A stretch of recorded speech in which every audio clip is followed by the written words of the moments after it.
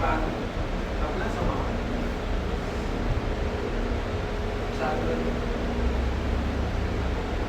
अभी हम हमारी आत्मा के ऊपर और हमारे जो मनुष्य रूपी जो हमें शरीर मिला है इसके ऊपर हम चर्चा करें। हमने जो अभी कार्य किया वो परमात्मा रूपी हमारे आत्मा के लिए भोजन प्राप्त करा। आत्मा को कौन सा भोजन चाहिए? परमात्मा रूपी भजन करने से आत्मा को भोजन मिलता है। और जब आत्मा को भोजन मिल गया तो आपको इतनी ऊर्जा मिल जाती है कि आप 24 घंटे ऊर्जावान रह सकते हो, ऐसे कार्य कर सकते हो, निडर हो सकते हो और अपने को एकदम स्फूर्ति वाला महसूस करेंगे। इसलिए हमें परमात्मा का भजन सुबह शाम दोनों टाइम करना चाहिए। अब हमें परमात्मा ने जो हमें मनुष्य रूपी योनि में जन्म दिया है तो हमें अच्छे कार्य करने के लिए जन्म दिया है, ना कि बुरे कार्य करने के लिए, ना कोई बुरी संगति करने के लिए, अधर्म का कार्य हमें नहीं करना चाहिए। अगर हम मनुष्य हैं और हम अधर्म का कार्य कर रहे हैं तो हम मनुष्य कहलाने लायक नहीं हैं, क्योंकि हम जानवर हैं। जानवर भी तो वही कार्य करते हैं। जो मनुष्य बन के अधर्म का कार्य कर रहा है तो जानवर को तो आवाज ही नहीं होता, जानवर को ज्ञान नहीं है, इसलिए जानवर अधर्म के कार्य कर सकता है। लेकिन मनुष्य को चेतन अवस्था दी है, विचार दिया है, सोचने की क्षमता दी है, उसको अच्छा कार्य समझाने की, समझने की क्षमता दी है, तो उसको अच्छे कार्य करने चाहिए कि नहीं करने चाहिए? जब मनुष्य का जन्म मिला है तो उसको अच्छे कार्य ही करने चाहिए और धर्म हित में कार्य करने चाहिए। आप धर्म हित में कार्य करोगे तो आप अपने आप को स्वस्थ रखोगे, मन से स्वस्थ रखोगे, तन से, धन से, हर चीज से आपको पास किसी भी चीज की कमी नहीं है। इसलिए हमें जो मनुष्य रूपी योनि में जन्म दिया है, हमारा सौभाग्य है जो हमें ये मनुष्य रूपी जन्म मिला है। अगर हमें कीड़े मकोड़े का जन्म मिलता तो कोई भी हमें पैर के तले रौंद देता। मान लीजिए जंगल में हमें भेड़ बकरी का जन्म मिलता तो शेर हमें शिकार बना देता, बनाता क्या नहीं बनाता? कुत्ते हमें शिकार बना देते, क्योंकि जानवर है, किसी को कोई भी खा सकता है। लेकिन मनुष्य अगर ऐसा करता है तो वो भी जानवर ही कहलाता है, वो मनुष्य नहीं कहलाएगा, क्योंकि वो मनुष्य कहलाने लायक नहीं है। मनुष्य के जो कार्य होते हैं उसको करने चाहिए, वो मनुष्य कहलाएगा। अब वो जानवर के कार्य करेगा तो जानवर कहलाएगा।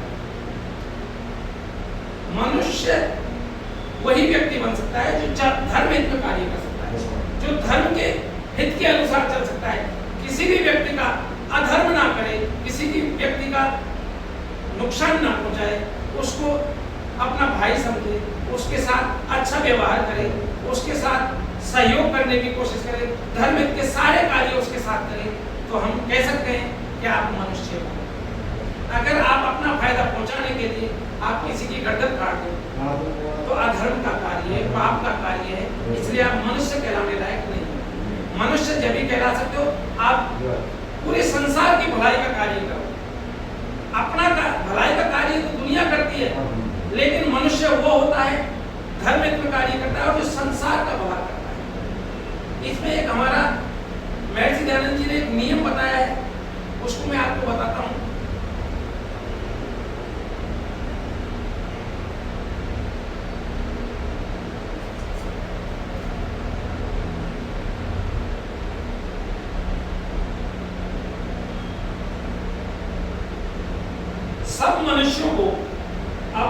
सब मनुष्यों को सामाजिक सभ्यकारी नियम पालने में परतंत्र रहना चाहिए।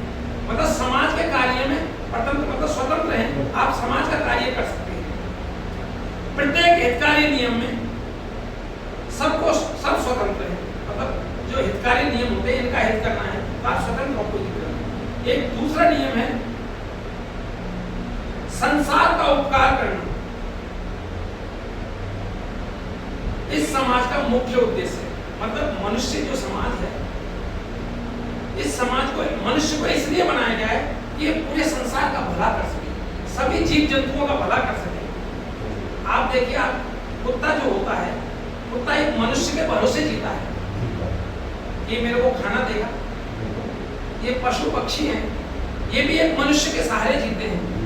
वो चाहते हैं कि मनुष्य हमें लालन पालन करे, लेकिन अगर मनुष्य ये चाहे कि शेर हमारा लालन पालन करे, ऐसा नहीं हो सकता, क्योंकि वो जानवर है, उसमें सोच विचारने की क्षमता नहीं है।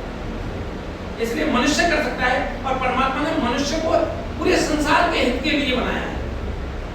तो इस नियम को समझने की कोशिश करके संसार का उपकार करना इस समाज का मुख्य उद्देश्य है। अर्थात शारीरिक अपने शरीर की, आध्यात्मिक परमात्मा से जुड़ने की,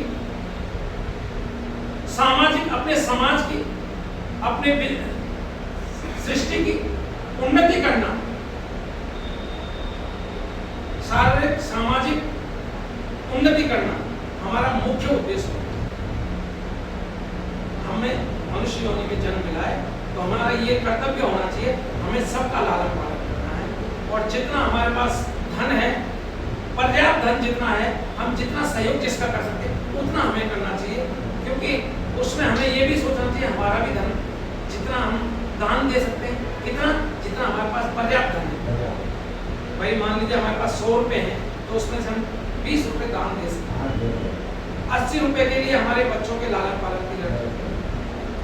इसलिए हमें पूरे संसार के जितने भी जीव जंतु हैं उनके भरण पोषण के बारे में, उनके रख रखाव के बारे में, उनको सही जीवन देने के तरीका एक मनुष्य ही कर सकता है, जानवर नहीं कर सकता। और मनुष्य योनि में भी बहुत से जानवर आ जाते हैं जो जानवरों की तरह बर्ताव करते हैं।